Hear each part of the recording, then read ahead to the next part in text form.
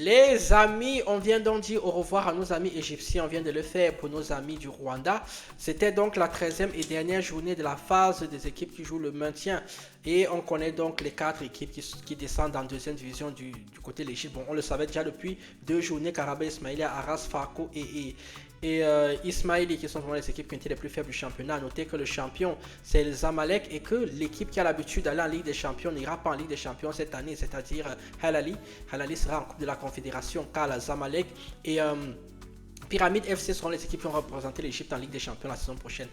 Vous likez, vous commentez, vous partagez. Allons donc dire au revoir à nos amis égyptiens pour la 13e journée et dernière journée du championnat égyptien. On se reverra encore en septembre. C'est parti. Gazelle jouait face à Arras et une victoire de Gazelle 4-2, dont Arras va en deuxième division avec une défaite. National Bank of Egypt a fait un partout avec Al Ittihad. A noter que National Bank of Egypt, c'est une des équipes qui a vraiment été décevante cette saison, quand on voit qu'on ait les moyens qui sont mis pour que cette équipe puisse aller jouer le titre.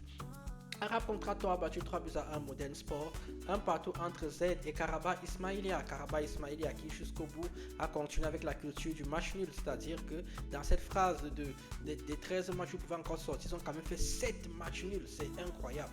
El Gaesh a été battu à domicile par Wadi Degla, 2-0. Wadi Degla qui a été l'équipe la plus forte, on peut dire que c'est eux les champions un peu de la phase de relégation.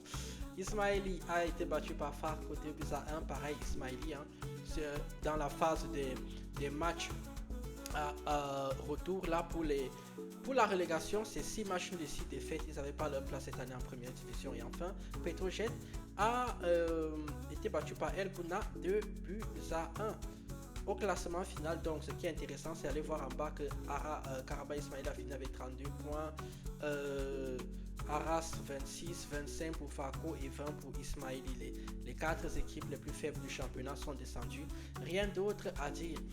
Vous likez, vous commentez, vous partagez. Je remercie encore les amis égyptiens. C'est l'un des premiers championnats qu'on a commencé. C'est l'un des championnats les plus longs parce qu'il est en 2 phases. Il y a d'abord une phase qui est une phase de championnat normal. Ensuite, le championnat est coupé en 2. Ceux qui vont aller jouer le titre, ceux qui vont aller jouer le maintien. La logique a été respectée des 2 côtés. Peut-être que j'aurais aimé que mon équipe, Ceramica Cléopâtre soit champion, mais bon, ce sera peut-être pour l'année prochaine. Sur ce, les Égyptiens, venez également suivre le reste des championnats africains parce qu'on a le Mozambique qui va commencer, le Zimbabwe qui continue, sans oublier la Somalie et également le Cap-Vert qui commence bientôt. Vous likez, vous commentez, vous partagez, et Madagascar aussi. Vous commentez et n'oubliez jamais de toujours mettre la justice, la morale et l'équité au centre de votre vie. Sur ce, je vous dis